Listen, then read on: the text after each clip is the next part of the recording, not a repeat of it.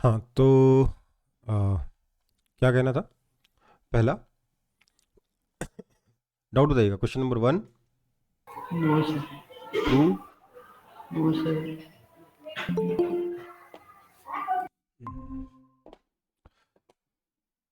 1 2 कोई डाउट नहीं है। 3, 4, 5, 6, 7, 8, 9, 10, 11, सर 10। 10। 10th क्वेश्चन क्या कह रहा है? A shell of mass 200 gram is ejected from a gun of mass 4 kg by an explosion that generates 1.05 kilojoule of energy. The initial velocity of shell is, है ना? देखो भाई, इसका मास m1 बोल देता हूं, इसका मास m2 बोल देता हूं, ठीक है। अब मैंने आपको हमेशा सिखाया है कि किसी क्वेश्चन को सॉल्व करने का फास्टेस्ट तरीका क्या होगा? कोई ऐसी क्वांटिटी एज्यूम करो जो ज़्यादा से ज़्यादा जगह आप यूज़ कर पाओ, राइट? यस। अब एक्सप्लोजन हुआ है, दोनों मूव करेंगे, कोई ऐसी चीज़ है क्या जो दोनों में कॉमन होगा? मोमेंटम का मैग्नीट्यूड दोनों का कॉमन होगा, हाँ या ना? Yes sir. तो इसका मोमेंटम भी मैं p मान लेता हूँ, इसका मोमेंटम भी मैं p मान लेता हूँ, ओके। डायरेक्शन अपोजिट होगा ऑब्वियसली, पर हम सिर्फ मैग्नीट्यूड से, हमें क्योंकि एनर्जी में जाना है तो सिर्फ मैग्नीट्यूड से मतलब होगा, राइट? तो क्या मैं ये कह सकता हूँ कि p square by 2m1 plus p square by 2m2 is equal to total energy 1.05, है ना? Yes. Yes sir.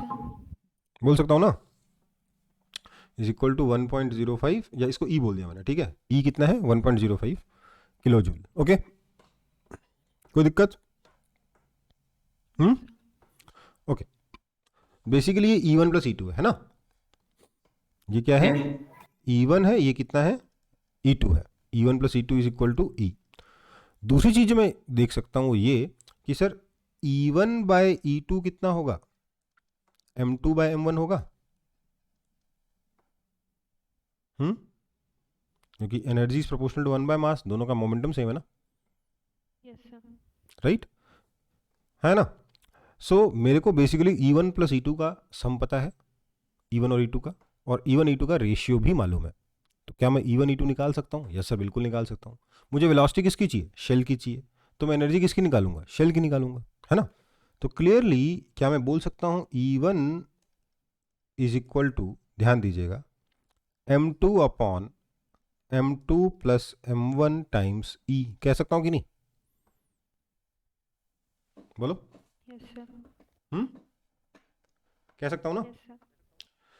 This is equal to, क्या हो गया ये? This is equal to M2 upon M2 plus M1, right? M2 कितना है sir? 4 kg। M1 कितना है? 200 ग्राम। तो 4000 ग्राम अपॉन 4000 प्लस 200 मतलब 4200 ग्राम इंटू टोटल एनर्जी कितना है? 1.05 kilo joule, right? That is clearly 1 kilo joule और 1000 जूल्स, हाँ या ना? Yes sir. अब इसका मास M1 है कितना? बेसिकली 200 ग्राम मतलब 0.2 kg, right? So half into m 0.2 into v square is equal to 1000 joule. That means v square is equal to 10,000। That means v is equal to 100 metres पर second. समझ में आया? Yes sir. क्या हुआ है यहाँ पे? आपके पास एक गन है और एक शेल है, ठीक है। गन से शेल निकला, शेल का मास दे दिया 200 ग्राम, इसका मास दे दिया 4 kg। जब गन आपने फायर किया तो ये गया वेलोसिटी कुछ v1 से, ये गया वेलोसिटी v2 से। क्योंकि एनर्जी के बारे में बात की गई है, मैं E की टर्म्स में भी लिख सकता हूँ, मैं P की टर्म्स में भी लिख सकता हूँ। मैं यहाँ से मैंने इसका यूज नहीं किया, मैं इससे इसके थ्रू भी जा सकता था आराम से, कोई दिक्कत नहीं थी, ठीक है। लेकिन क्योंकि टोटल एनर्जी दे रखी थी तो मेरे को अल्टीमेटली कहीं ना कहीं पे एनर्जी यूज़ करना ही पड़ता। तो मैंने बोला कि दोनों में सेम क्या है, मोमेंटम। अब दोनों का मोमेंटम अगर सेम है तो मुझे मालूम है काइनेटिक एनर्जी p²/2m होता है। तो मोमेंटम सेम वाला फॉर्मूला लगाया मैंने काइनेटिक एनर्जी का, तो मैं एनर्जी का रेशियो निकाल सकता हूँ। एनर्जी का सम क्वेश्चन में गिवन ही है, मैं ऑब्वियसली एक एक चीज़ की एनर्जी निकाल सकता हूँ, हाँ या ना। Yes, sir. तो मैंने इस शेल की एनर्जी निकाल ली, शेल की एनर्जी को हाफ mv² कर दिया, उससे वेलोसिटी आ गया। ठीक है, Yes, sir. आगे बढ़े। मिटा दूँ इसको, रिकॉर्डिंग ऑन नहीं करी क्या मैंने, शायद तक रिकॉर्डिंग ऑन नहीं हुई है, रुक जाओ। अच्छा रिकॉर्डिंग ऑन है, कोई दिक्कत नहीं।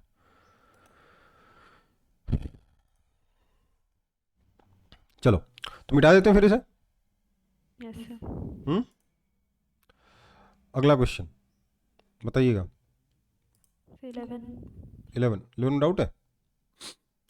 A roller coaster is designed such that riders experience weightlessness as they go round the top of a hill whose radius of curvature is 20 meter. The speed of the car at the top of the hill is between, देखो क्या हुआ। बोला है कि एक roller coaster में हिल नहीं होता, मतलब ऐसा शेप होता है ना जिसके ऊपर ये आगे जाके ऐसे आता है, हाँ या ना। Yes, sir. बोला है कि जब रोलर कोस्टर यहाँ से पास होता है तो इसके अंदर जो राइडर बैठे होते हैं, जो पैसेंजर्स बैठे होते हैं, वो वेटलेसनेस फील करते हैं।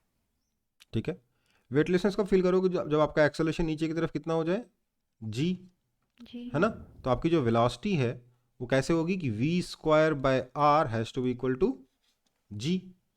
That means v is equal to root under rg, right.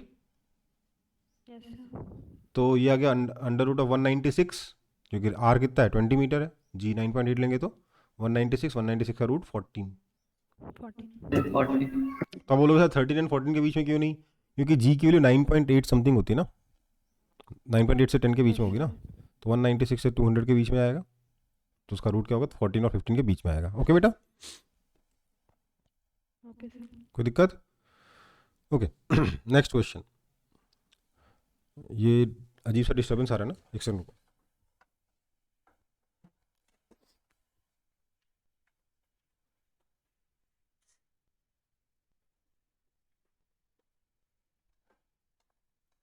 अब ठीक है, Yes. Yes, sir. चलो अगला question number 12। A machine is delivering, 12 में डाउट है कि नहीं है। No, sir. No, sir. Okay 13 इसको मिटा देता हूँ, 14 14. इंजन पंप्स, कहाँ गया, an engine pumps water continuously through a hose. एक इंजन एक होज से कंटिन्यूसली पानी पंप कर रहा है। Water leaves the hose with the velocity v and m is the mass per unit length of the water jet. Water जो है होज से निकलता है वेलोसिटी v से, और mass per unit length of water jet कितना है, m है। ठीक है, what is the rate at which kinetic energy is imparted to water. ध्यान दीजिएगा, ये होज है। मुझे एक बात बताइए, अगर होज से वेलोसिटी v से पानी निकलेगा तो कितनी लेंथ का पानी एक सेकंड टाइम t में बाहर निकल जाएगा, बताइए। vt लेंथ का पानी निकलेगा, vt डिस्टेंस का पानी। Yes, yes. Yes, तो sir. यहां से जो मास निकलेगा वो मास कितना हो जाएगा, बताइए तो। mvt हो, अच्छा मास को मैं कैपिटल m से लिख रहा हूँ क्योंकि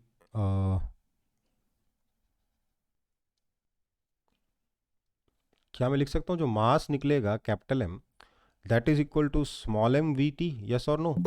Yes, sir. बोल सकता हूँ ना। Sir. तो क्योंकि जो मास बाहर निकला वो स्मॉल m vt है, इसको इसका एनर्जी कितनी रहेगी इस मास के पास, बताइए तो। पहले तो रेस्ट पे था, अब नया एनर्जी कितना हो जाएगा, Half mv square. Kinetic energy is equal to half कौन सा mv², कैपिटल mv²। अच्छा Yes, कैपिटल sir. है ना. तो this is equal to half capital M की जगह क्या लेंगे, small M V T, small M V cube T. Yes और no. Yes sir so kinetic energy per unit time कितना हो जाएगा जो आपने प्रोवाइड करी, कितना हो गया, half M V cube. Okay, कोई दिक्कत. नो सर कॉपी कर लो, आगे बढ़ते हैं. 15, 16, 17. कोई डाउट, कोई डाउट नहीं है.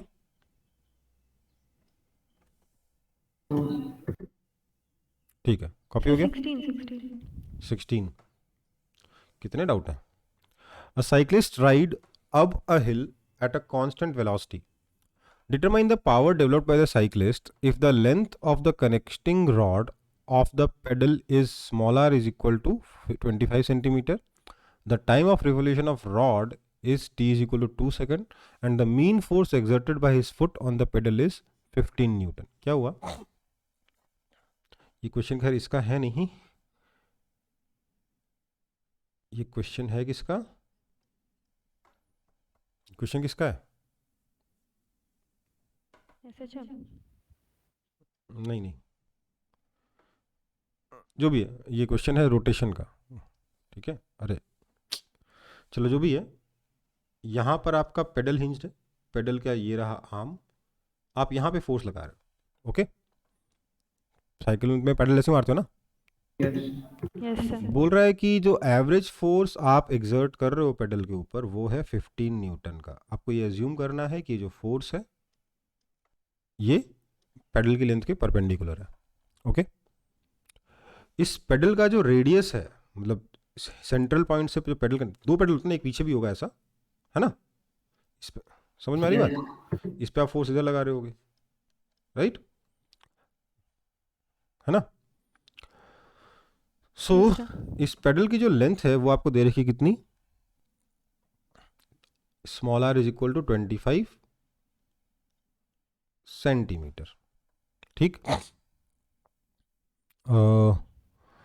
तो आपका जो टॉर्क हुआ वो कितना हुआ, 25 सेंटीमीटर मतलब 1/4 मीटर इंटू 15, हाँ या ना. यस सर नहीं, इंटू दो, दो पेडल ना, Yes. दोनों पैर से फोर्स लगाते हो ना, तो एवरेज फोर्स 15 न्यूटन है. Okay, so this is equal to 15/2 newton metre, right.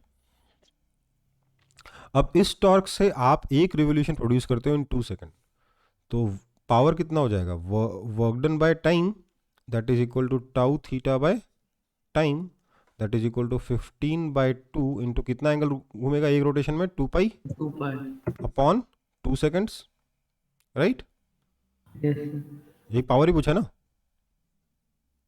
हाँ, तो क्या हो गया, इस 2 से ये 2 मर गया, 15 pi, 15 into 3.14 by 2, 15 into 3 45, 45 plus 47.1 upon 2 है.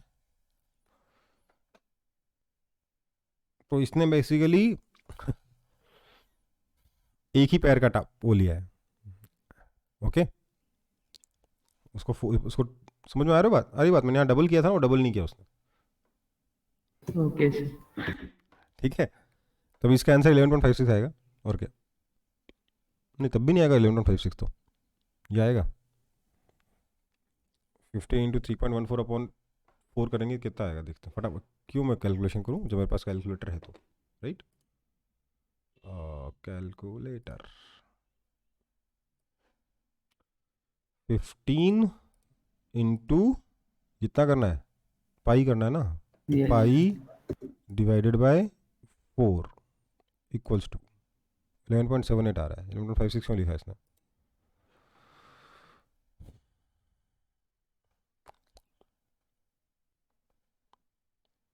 आंसर क्या अच्छा आंसर आपको आपके पास तो है ही नहीं. Yes, sir. मेरे पास भी पता नहीं कहाँ है ढूंढना पड़ेगा। पर एएफएमसी में है तो कुछ और तो छूटा तो नहीं मेरे से। Tau theta work done bye times, वो तो ठीक है एकदम। आर इज इक्वल सर 25 ऐसे नहीं कर सकते हो कि power average equal to D W by D T, फिर sir power average equal to F average into velocity. F average into velocity करो, वही सेम आंसर आने वाला बेटा, दोनों में कोई फर्क नहीं है। आप बोल रहे हो average velocity 15 Newton into displacement 2 pi into कितना आर ना, रेडियस कितना है yes sir 25 centimetre upon 2 second. देखो कैलकुलेशन सेम है कि नहीं है। 15 पाई बाय 4 आया कि नहीं आया? Yes sir. अपना 15 पाई बाय 2 इसलिए आया क्योंकि मैंने दोनों पैर का फोर्स माना। इसने बोला नहीं एक बार में हम लोग एक ही पैर से फोर्स लगाते हैं ना जनरली, Yes. पैडल मारते थोड़ा ना ऊपर कैसे खींचोगे, राइट।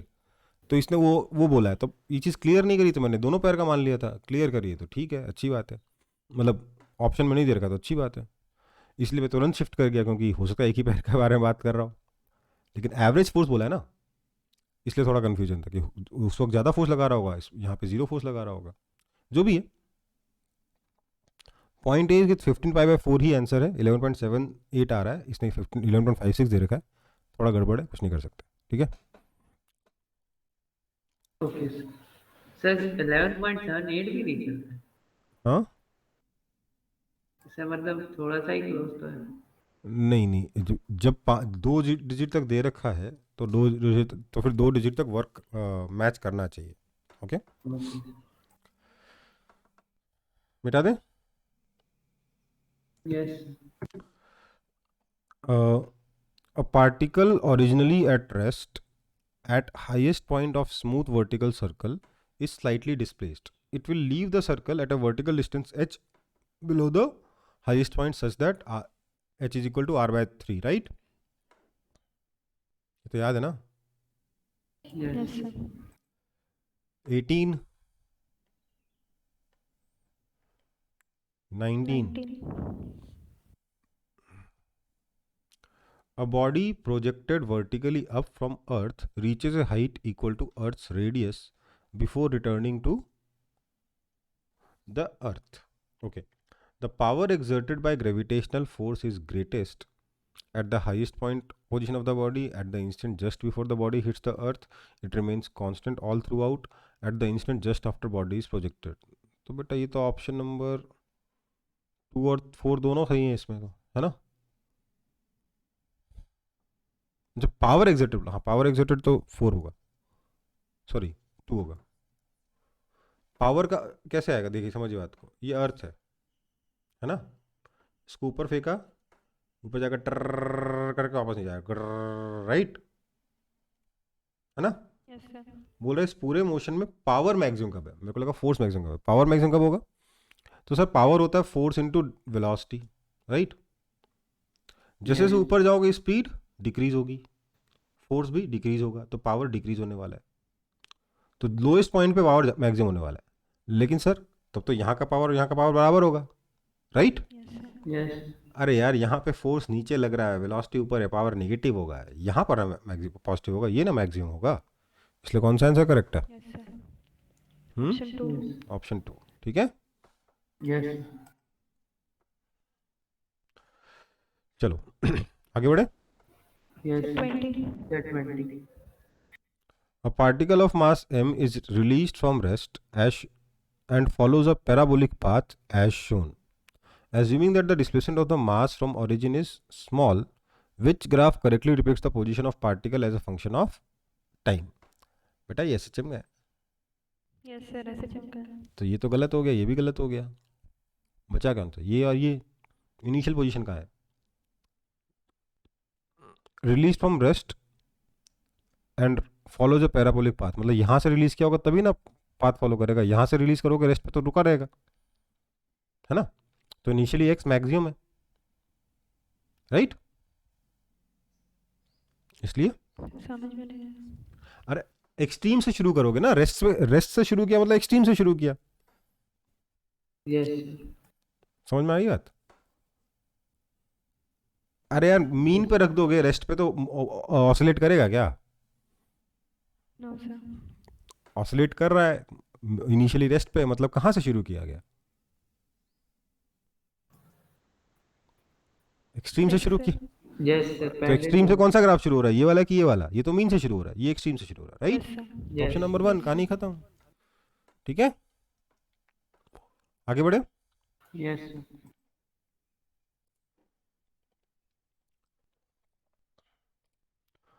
21, 22। सर 22 तो करवा अच्छा आपने तो एसएचएम पढ़ा नहीं था ना? ओहो, सॉरी सॉरी, मैं ऐसे पढ़ा दिया जैसे आपको एसएचएम आता हूँ, है ना? तो ये एसएचएम का क्वेश्चन है, जब एसएचएम पढ़ेंगे तब होगा। सॉरी, मेरे को लगा आपको एसएचएम आता है। ठीक है, 21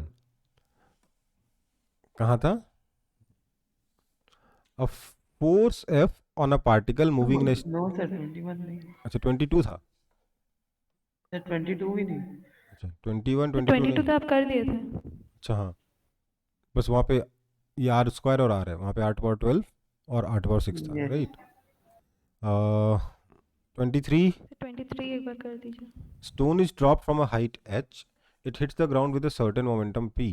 If the same stone is dropped from a height 100% more than the previous height, the momentum when it hits the ground will change by 41%.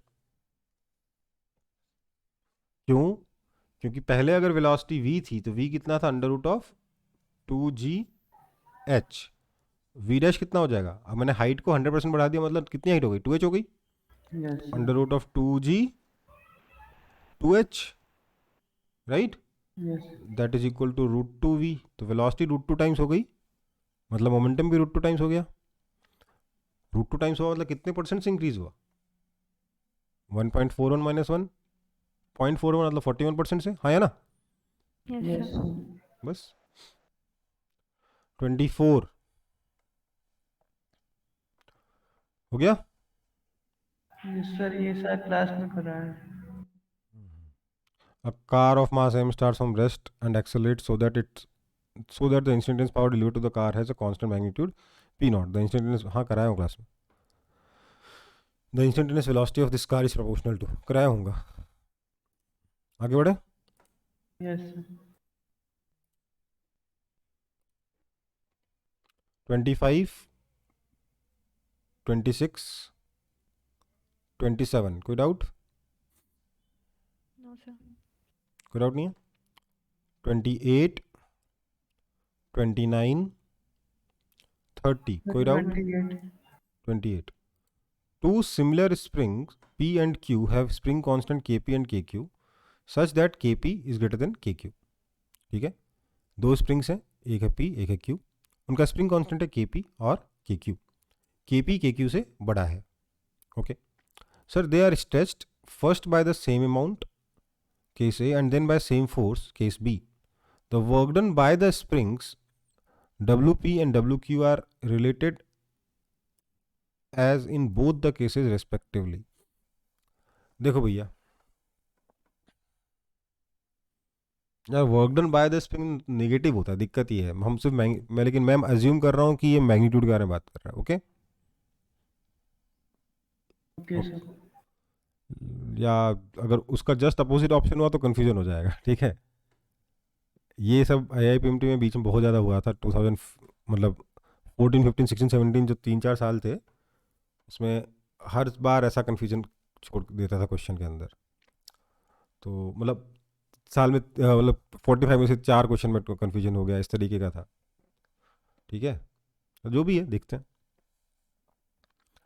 To similar springs P and Q having spring constant Kp and Kq। अच्छा, दो हैं springs, एक का है भाई साहब, एक का स्प्रिंग कांस्टेंट क्या है Kp और दूसरे का है Kq। आपको दे दिया है Kp Kq से बड़ा है। एक हमने क्या किया, एक बार दोनों स्प्रिंग्स को बराबर लोड किया, बराबर डिस्टेंस से एक्सटेंड किया। तो ऐसे में एनर्जी कितनी होती है जब एक्स सेम है, एक्सटेंशन सेम रखा दोनों में, जब एक्स सेम होता है तो एनर्जी कितनी होती है, एक्स के टर्म्स में कैसी कितनी एनर्जी होती है, हाफ के एक्स स्क्वायर होता है, के एक्स स्क्वायर। राइट। तो ऑब्वियसली हाफ के P x square is greater than half के क्यू एक्स स्क्वायर, क्योंकि एक्स सेम है, Yes, राइट। sir.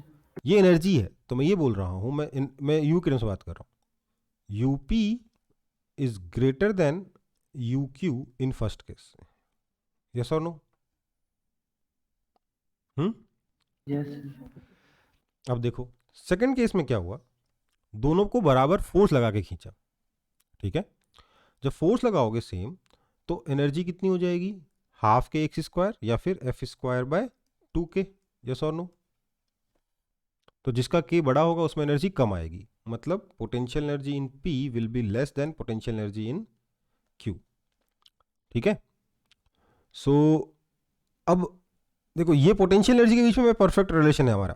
अब बात ये वर्क डन में तो जस्ट उल्टा आएगा ना, क्योंकि वर्क डन नेगेटिव होता है, राइट।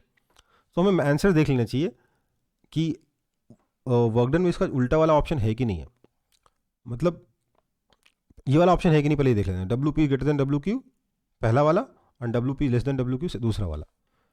डब्ल्यू क्यू ये वाला तो अपना सही जा रहा है एनर्जी के हिसाब से, है ना। डब्ल्यू पी लेस देन, ये गलत हो गया, डब्ल्यू पी यही ठीक है। एनर्जी देखो, देख रहे हो, यस सर। इक्वल वाला तो केस ही खत्म हो गए दोनों, Yes, sir. बचे ये दोनों। अच्छा ये यू के हिसाब से ठीक है, और इसमें क्या बोला, W P greater than W Q, W की less than W, W Q greater than W की P, W Q less than W P. यार ये वाला डब्ल्यू के हिसाब से ठीक है। अगर साइन को कंसीडर करोगे तो 3 करेक्ट है, और साइन को कंसीडर नहीं करोगे तो 2 करेक्ट है। देख रहे हो प्रॉब्लम है ना। Sir, कौन सा करें? कौन सा करें, सही करोगे तो मेरे ख्याल से ऑप्शन 3 करना चाहिए, पर अब एग्जाम क्या मानता है ये उसकी इच्छा है। ओके, समझ में आई बात। Yes, yes, sir. ये सब थोड़े झमेले रहते हैं यार, मतलब रहते थे आज, अभी तो फिर भी थोड़ा ठीक हुआ है, लेकिन अभी भी है, जीरो नहीं हुए, क्योंकि अब तो और ज़्यादा होने के चांसेस है, क्योंकि वो लोग क्या कहें, क्वेश्चन बैंक बना दिए हैं, उसमें से रैंडमली क्वेश्चन फेच करके डाल देता है सॉफ्टवेयर, ठीक है। तो अब तो और भी, मतलब एनटीए में तो कुछ भी हो सकता है, गलतियाँ किसी साल हुई तो जबा के हो जाती हैं, और इसलिए क्या हुआ इस बार, सारे पेपर जेई मेन के एकदम लल्लू लल्लू लल्लू लल्लू लल्लू, एकदम से एक पेपर आया जेई एडवांस से भी ज़्यादा डिफिकल्ट, यस सर। ठीक है। अब मतलब इंसान तैयारी किसकी करे, है ना। आप एक लेवल तो बताओ किस लेवल तक रखना है, तो किस्मत वाली बात होगी। 29 डाउट है। अच्छा ये समझ में आया ना, क्वेश्चन सॉल्व कैसे करें, कॉन्सेप्चुअली समझ में आया ना। Yes. ठीक है, मिटा देता हूँ इसको। 29, 30, 31, कोई डाउट, कोई डाउट नहीं है। No, sir. 32, 33, कोई doubt. 33। A bucket tied at one end of a 1.6 meter long string is whirled in a vertical circle with constant speed. Constant speed ध्यान रखना, ऊपर ज़्यादा वेलोसिटी और नीचे, सॉरी ऊपर स्पीड कम और नीचे स्पीड ज़्यादा, ऐसा नहीं है। What should be the minimum speed so that the water from the bucket does not spill when the bucket is at the highest position. मतलब देखो गिरने के सबसे ज़्यादा चांसेस कब है, जब हाईएस्ट पोजीशन पे हो, उस वक्त भी नहीं गिरना चाहिए। तो उसके लिए आंसर अपने को पता ही है कितना, root g r, yes sir. This is equal to root under कितना है जी, कितना G 10 ले लेते हैं, और रेडियस कितना है 1.6, that is equal to 4 metres पर सेकेंड, ठीक है। Yes sir. क्या इतने सिंपल क्वेश्चन में फंसोगे, मिटा दूं, आगे बढ़ूं, Sir, बस इतना ही था. नहीं है, ठीक है। कितने कितने क्वेश्चन बने थे आप लोगों से, सर जितना डाउट पूछे उतना नहीं बना था। मैंने थोड़ा रटा कितना, जो भी है। मतलब काफ़ी क्वेश्चन नहीं बने बेटा, थोड़ा सा प्रैक्टिस ठीक से करो, और जिस तरीके से बता रहा हूँ प्रैक्टिस प्लीज़ उस तरीके से करो, ओके।